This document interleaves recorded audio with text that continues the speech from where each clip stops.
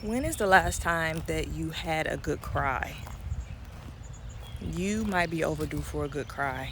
That's a check in that I used to often have with a friend of mine whenever I saw life getting too heavy or starting to pile up, stressors from every angle. I will always kind of check in and be like, you're overdue for a good cry. Sometimes life has a way of making us move so fast that we get caught into a cycle that does not leave any space or room for us to process our feelings. We get so caught up in loops of being at motion that we forget that we need space for our emotions, and then it becomes toxicity that begins to eat away at us in a lot of ways. There are so many folks that are experiencing sickness in their body or sickness in their mind just because they have not had enough space and room to be able to feel their emotions and process through it, especially women, especially black women. I think the rise in mental health disorders and autoimmune diseases, a lot of the conversation around that has been tying back to how we deal with stress, how we deal with trauma, and how it impacts our body. And so I don't personally want to be the type of person that walks around carrying sickness because of all of the pain that life has thrown my way. So that means being intentional about making space to process through that stuff and feel through that stuff. And the same applies for you. You might need space to have a good cry before this week is over.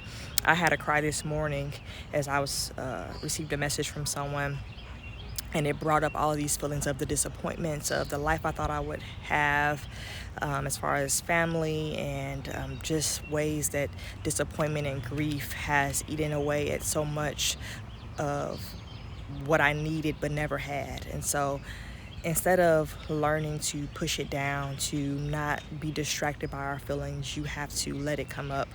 A few years ago, I read this book called Breaking the Habit of Being Yourself by Dr. Joe Dispenza. And in that book, one of the points that he brings up is that the emotions that you memorize become your personality. The emotions that you memorize become your personality.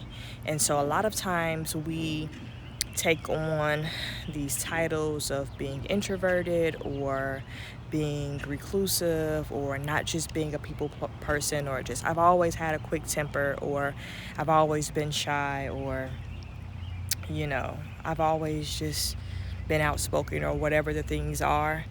But a lot of times what becomes submitted as personality was once an an emotion. And then we use our emotions as coping mechanisms. We use our emotions as security blankets.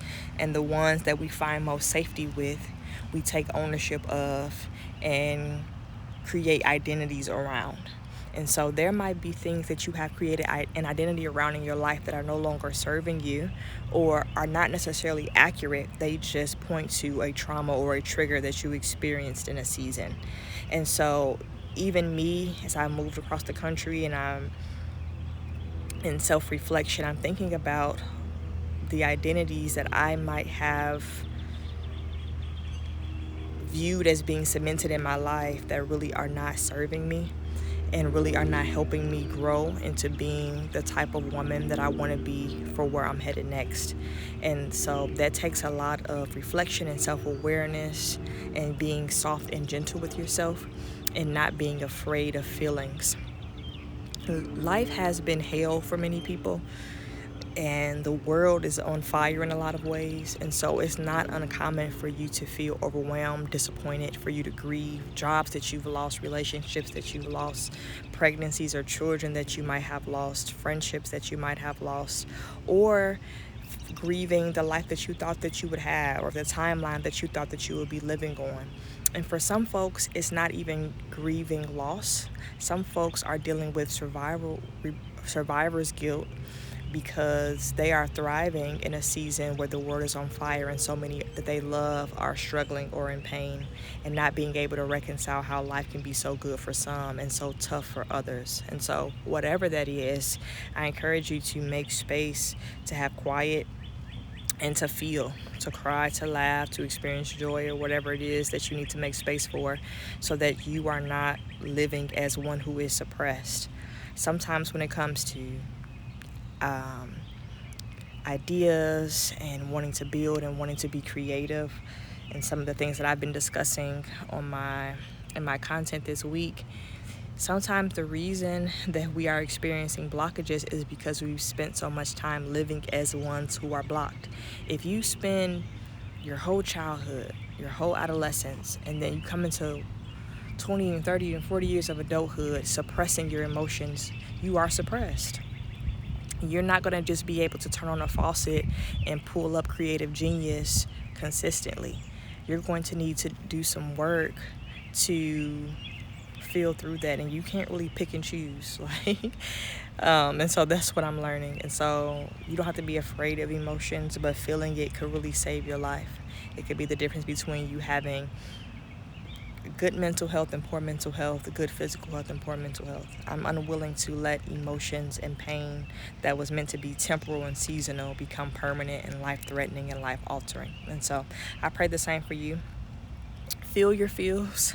I hope that you're in space and in community with people who will let you feel your feels and who will give space and show support to you, even if you are in a season where you don't have the answers and life feels heavy, but you might be overdue for a good cry. Don't walk around as one suppressed, bound, blocked. Let it come up. You won't unravel, but it might just be a trigger for some of the most significant breakthroughs and healings that you've ever experienced in your life. So, until tomorrow.